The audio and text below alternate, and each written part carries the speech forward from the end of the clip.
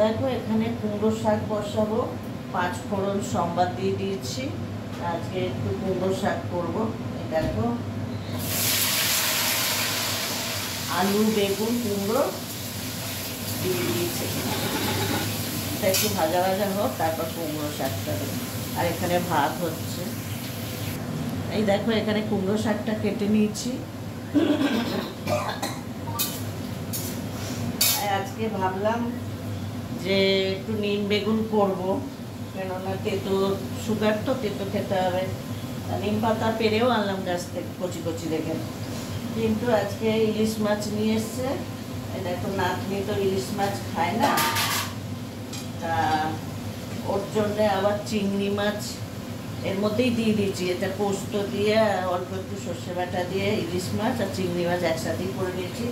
নাতনিকে ওখান থেকে দিয়ে দেবে আলাদা করে আর পরে। আর এখানে দেখো এটা হচ্ছে ইলিশ মাছের মাথা দিয়ে মুসুর ডাল করা হয়েছে। ইলিশ মাছের মাথা দিয়ে মুসুর ডাল, ওই জন্য আজকে আর নিম বেগুনটা করলাম না, এই কুমড়ো শাকটা করছি। তা কুমড়োটা একটু ভাজা ভাজা হোক, তারপরে কুমড়ো শাকটা দেবো। দেখো এখানে একটু ভাজা ভাজা হয়ে গেছে, একটু হলুদ দিয়ে দিচ্ছি।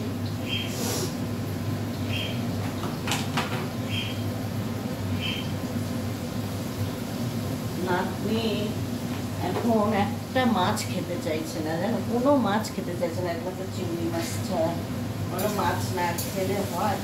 তা এখন থেকে যদি মাছ খাওয়াটা এ করে, ছোটোবেলায় কোনো জ্বালা ছিল না, সব মাছ খেত, সবে খেত। যত বড় হচ্ছে তত মানে ঠিক হচ্ছে, একদম মাছ খাচ্ছে না, হ্যাঁ। এই যে দেখো শাকটা দিয়ে দিলাম,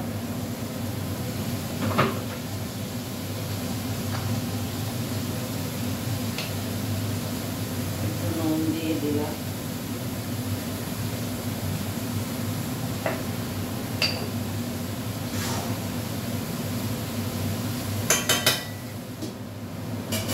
চাপা দিয়ে দিলাম।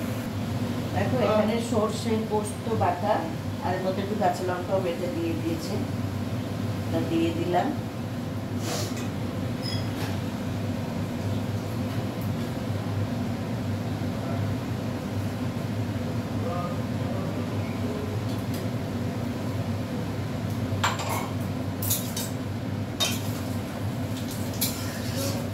কুমড়ো শাকে একটু পোস্ত সর্ষে বাটা না দিলে না ভালো লাগে।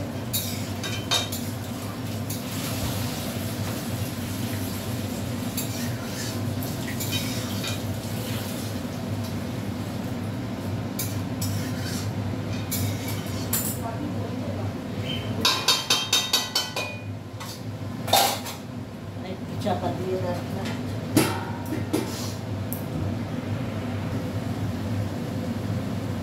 একটুখানি শুকনো লঙ্কার গুঁড়ো দিয়ে দিচ্ছি।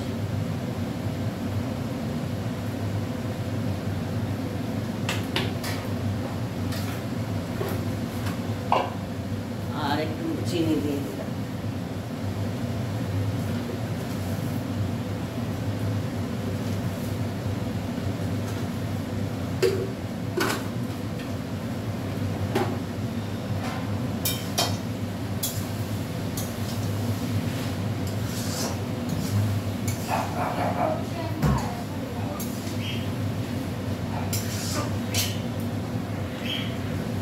দেখো কুমড়ো শাক হয়ে গেছে।